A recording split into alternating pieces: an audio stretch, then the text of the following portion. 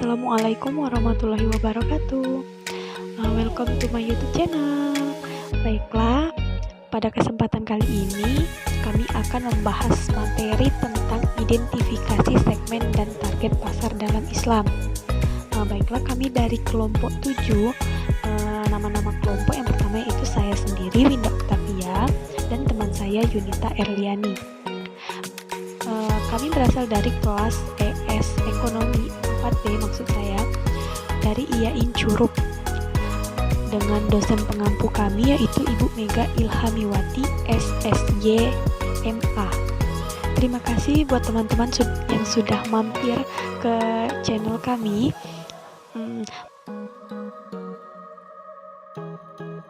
Meskipun di dalam penyusunan PowerPoint kami ini masih kurang sempurna ya, maka dari itu kritik dan saran dari semua pihak sangat dibutuhkan untuk memperbaiki PowerPoint yang akan kami buat di masa yang mendatang. Baiklah, kita langsung ke inti materi yang akan kita bahas pada kesempatan kali ini. Yang pertama, kita akan membahas segmen pasar. Segmen pasar ini merupakan strategi yang diambil oleh perusahaan untuk membagi kelompok konsumen yang memiliki perbedaan kebutuhan, karakteristik, ataupun perilaku yang berbeda di dalam suatu pasar tertentu. Segmentasi pasar juga merupakan prasyarat untuk bersaing di pasar produk, yang merupakan salah satu perubahan strategis terpenting yang dapat dilakukan oleh perusahaan berteknologi tinggi, perusahaan industrial, dan perusahaan jasa. Segmentasi pasar juga merupakan suatu usaha untuk meningkatkan kecepatan pemasaran perusahaan. Titik awal dari pembahasan segmentasi manapun adalah pemasaran massal. Dalam pemasaran massal, penjual menjalankan produksi massal, distribusi massal, dan promosi massal atas suatu produk bagi semua pembeli. Argumen dari pemasaran massal adalah bahwa ia menciptakan pasar potensial terbesar yang akan menghasilkan biaya yang lebih rendah, yang pada gilirannya dapat menghasilkan harga yang lebih rendah atau margin yang lebih tinggi. Oke, kita masuk ke materi yang selanjutnya, yaitu level dan pola segmentasi pasar. Yang pertama yaitu level segmentasi pasar. Level segmentasi pasar ini terbagi menjadi dua kelompok, yaitu pemasaran massal dan pemasaran mikro. Di mana pemasaran massal ini merupakan perusahaan yang hanya memproduksi satu produk untuk semua konsumen tanpa dikelompok-kelompokkan dalam karakteristik tertentu. Nah, sedangkan di dalam pemasaran mikro, perusahaan memproduksi dan menawarkan produknya pada kelompok-kelompok konsumen. Di dalam pemasaran mikro ini, ia juga mengelompokkan produk-produknya, yaitu pemasarannya, yaitu yang pertama pemasaran segmen, yang kedua pemasaran relung, yang ketiga pemasaran lokal, dan yang keempat pemasaran individual. Oke, kita bahas satu persatu ya. Yang pertama yaitu pemasaran segmen. Pemasaran segmen ini menawarkan beberapa manfaat dibandingkan pemasaran massal. Perusahaan juga dapat menciptakan penawaran produk atau jasa yang lebih selaras dan mengenakan harga yang pantas bagi kelompok sasaran tertentu. Pemilihan saluran distribusi juga dan saluran komunikasinya menjadi jauh lebih mudah. Perusahaan juga mungkin menghadapi lebih sedikit pesaing dalam segmen tertentu. Yang kedua yaitu pemasaran relung. Pemasaran relung ini adalah kelompok yang didefinisikan secara lebih sempit, khususnya pasar kecil yang kebutuhannya tidak dilayani dengan baik.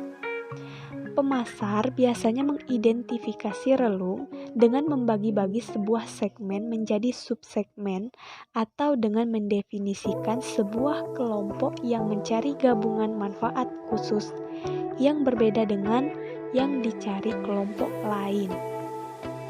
Relung yang menarik memiliki ciri-ciri sebagai berikut. Yang pertama, pelanggan di relung itu memiliki kumpulan kebutuhan yang benar-benar beda. Yang kedua, mereka bersedia membayar harga tambahan ke perusahaan yang paling memuaskan kebutuhan mereka. Yang ketiga, relung itu tidak menarik pesaing lain. Dan yang keempat, perusahaan pengisi relung mendapatkan penghematan tertentu melalui spesialisasi. Yang kelima, relung memiliki ukuran laba serta potensi pertumbuhan yang memadai. Dan pemasaran yang ketiga yaitu pemasaran lokal. Pemasaran lokal ini sasarannya menghasilkan program pemasaran yang disesuaikan dengan kebutuhan dan keinginan kelompok pelanggan lokal atau wilayah perdagangan, lingkungan sekitar, bahkan toko individual. Yang keempat yaitu pemasaran individual. Tingkat segmentasi tertinggi mengarah pada segmen tunggal atau pemasaran sesuai pesanan, atau juga pemasaran satu lawan satu. Selama berabad-abad, konsumen dilayani sebagai individu dan kebanyakan pemasaran bisnis ke bisnis saat ini dibuat sesuai pesanan, di mana perusahaan manufaktur akan menyesuaikan penawaran, logistik, dan persyaratan keuangan bagi masing-masing pelanggan. Materi selanjutnya yaitu pola segmentasi pasar. Pola segmentasi pasar terbagi menjadi 3, yaitu pertama, preferensi homogen, yang kedua, preferensi tersebar, dan yang ketiga, preferensi terkelompok. Di mana preferensi homogen menunjukkan suatu pasar di mana semua konsumen secara kasar memiliki preferensi yang sama. Yang kedua, preferensi tersebar, yang menunjukkan bahwa preferensi konsumen sangat beragam dan berbeda-beda. Merek pertama yang masuk pada pasar kemungkinan mau diambil posisi tengah sehingga menarik sebagian besar orang. Yang ketiga yaitu preferensi terkelompok, di mana perusahaan pertama di pasar itu memiliki 3 pilihan. Ia mengambil posisi di tengah berharap dapat menarik semua kelompok. Ia dapat mengambil posisi di segmen pasar terbesar.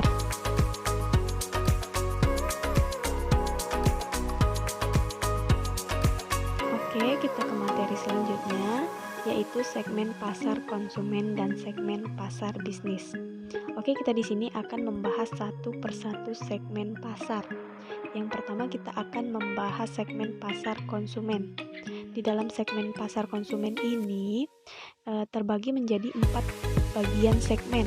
Yang pertama segmen geografi, yang kedua segmen demografi, yang ketiga segmen perilaku, dan yang keempat segmen psikografi. Di mana di dalam segmen geografi ini terdapat daerah, iklim, dan kepadatan penduduk. Segmentasi geografi merupakan metode penentuan segmentasi yang paling awal dan paling umum digunakan baik untuk barang konsumen maupun barang industri. Segmentasi geografi dilakukan dengan membagi pasar dalam unit-unit geografis yang berbeda, seperti negara, provinsi, kabupaten, dan kota.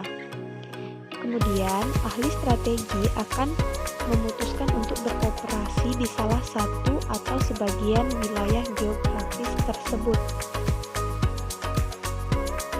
Daya tarik utama segmentasi geografi adalah sifatnya yang fleksibel dan kesederhanaannya. Tetapi segmentasi ini merupakan pendekatan yang relatif kurang canggih untuk menentukan kategorisasi dan hanya memberikan gambaran yang parsial mengenai motivasi membeli dari para konsumen.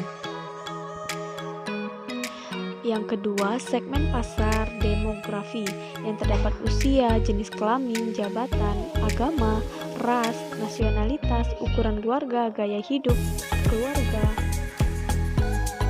Segmentasi demografi didasarkan pada asumsi bahwa pasar dapat dibagi dalam kelompok-kelompok berdasarkan satu atau lebih variabel demografi, seperti jenis kelamin, usia, pendapatan, pendidikan, jabatan, agama, ras, nasionalitas, ukuran keluarga, dan juga gaya hidup keluarga yang seperti saya jelaskan sebelumnya tadi. Daya tarik segmentasi demografi ini adalah ketersediaan dan kemudahan menginterpretasi data serta fakta bahwa konsumen dapat dikelompokkan dengan mudah berdasarkan variabel-variabel demografi tersebut di atas.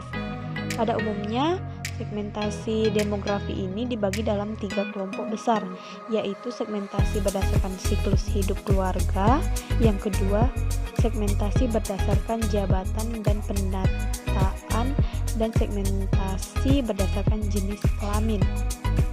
Segmentasi yang ketiga maksud saya yaitu segmentasi perilaku.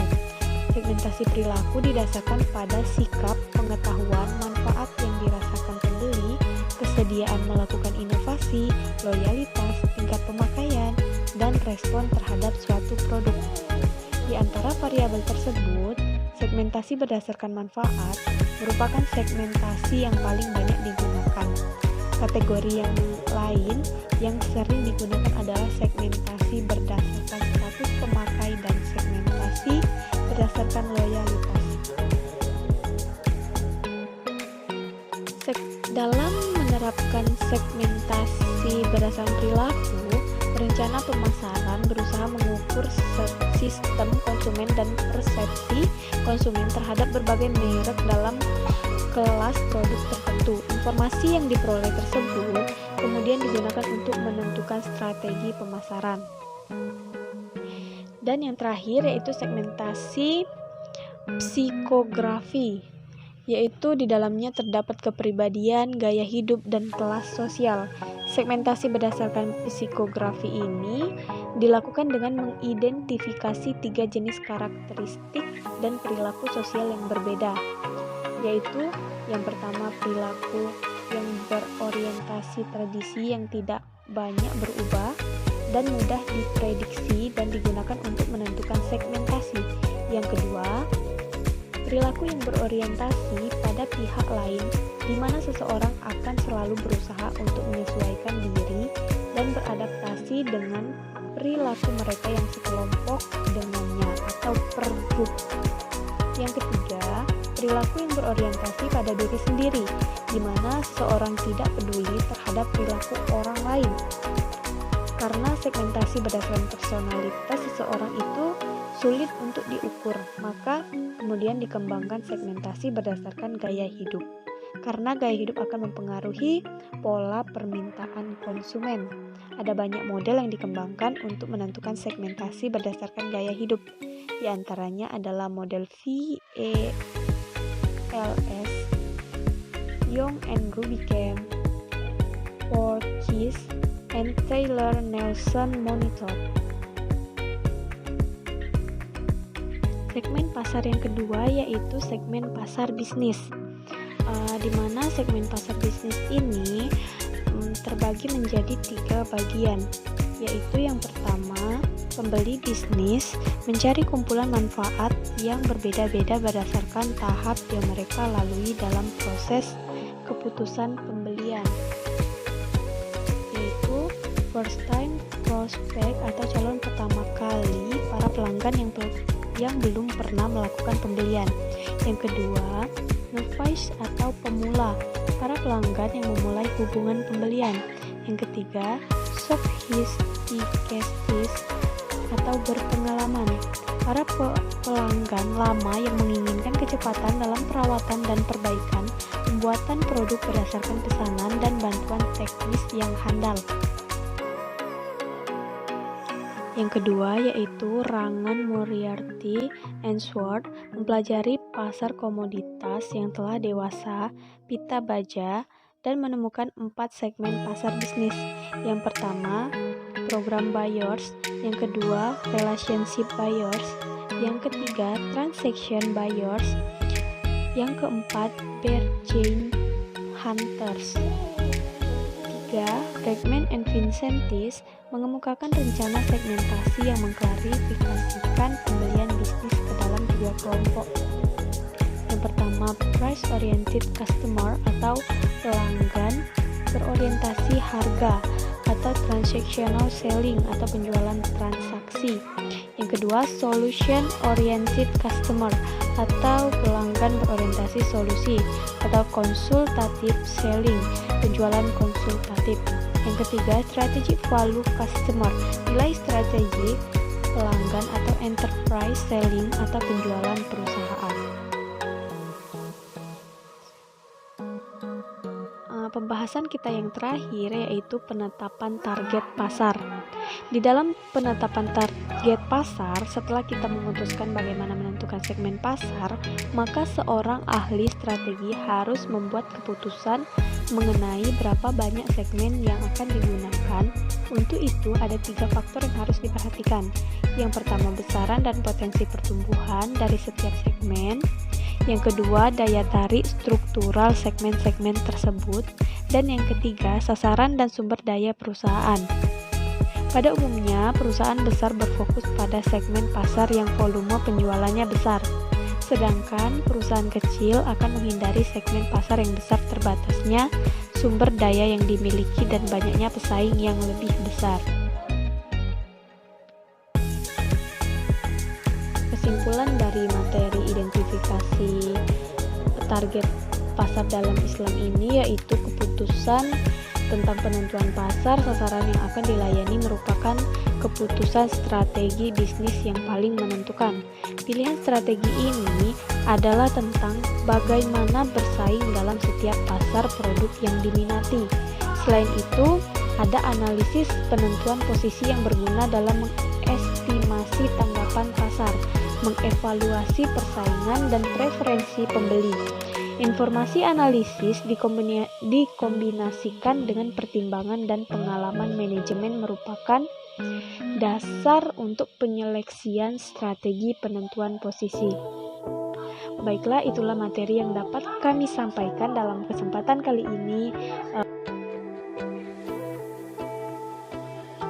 Baiklah, akhir kata, terima kasih buat teman-teman yang sudah menonton channel kami yang berjudul Identifikasi Segmen dan Target Pasar dalam Islam. Mungkin di dalam penyampaian kami, di dalam PowerPoint kami masih terdapat banyak kekurangan. Maka dari itu, kritik dan saran dari teman-teman dari semua pihak sangat kami butuhkan untuk memperbaiki ketika kami akan membuat PowerPoint lagi di masa yang mendatang. Terima kasih, kami akhiri. Wabillahi taufiq walhidayah. Wassalamualaikum warahmatullahi wabarakatuh. See you.